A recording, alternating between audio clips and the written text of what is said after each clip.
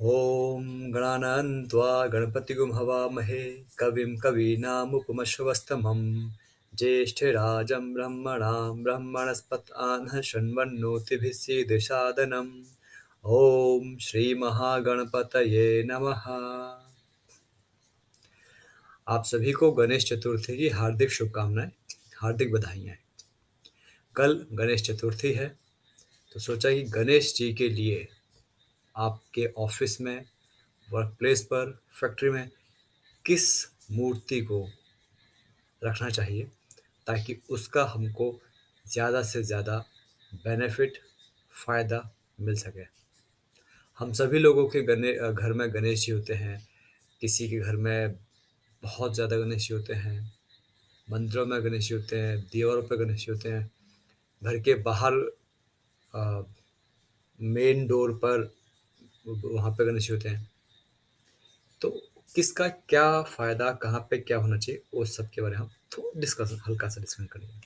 सबसे पहले तो जिनके भी घर के बाहर, बिल्कुल बाहर गणेश जी हैं, गणेश जी का फोटो या मूर्ति लगाई है, मतलब उनका फेस बाहर की तरफ है, वो नहीं होना चाहिए। गणेश जी के सामने रिद्धि सिद्धि रहती हैं, आई मीन सुख संपदा वैभव रहता है। गणेश जी के पीछे, पीठ पर दरिद्रता, परेशानियाँ, दुख तकलीफ रहती है। तो आपने अगर घर के बाहर लगाया, सुख शांति समृद्धि सब घर के बाहर हो गई, दुख परेशानी घर के अंदर। सो घर के अंदर आपको लगाना है, आपका फेस, आपके घर की गणपति जी का फेस आपके घर की तरफ होना चाहिए। ठीक है, ये एक चीज है।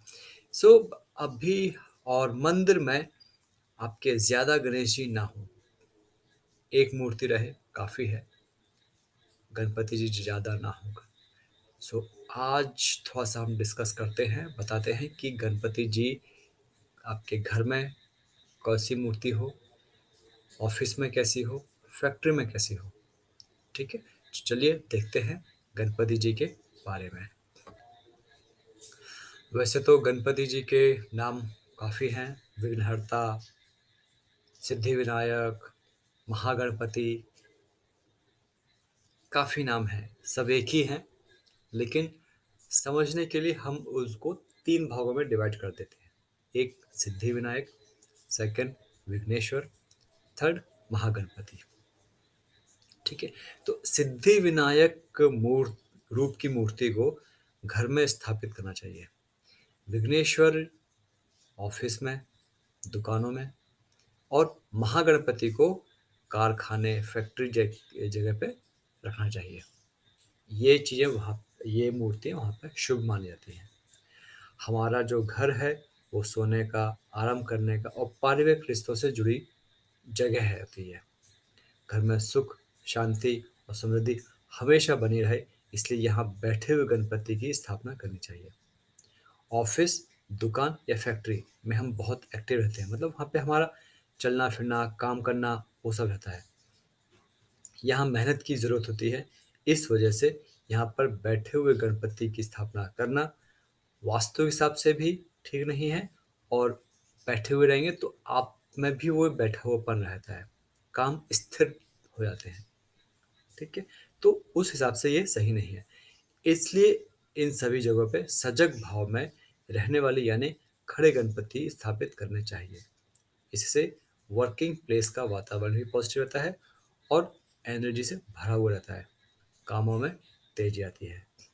ठीक है, आप सूंड देखकर आप सूंड देख के गणपति जी की मूर्ति पहचान कर सकते हैं।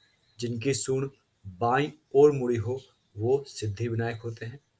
इनकी मूर्ति की डिटेल जानकारी देते हुए वास्तु के मयमतन मयमतम ग्रंथ के हवाले से बताया जाता है कि मूर्ति लाल रंग की हो, उनकी 3 आँखें, 4 हाथ और एक बड़ा पेट होना चाहिए।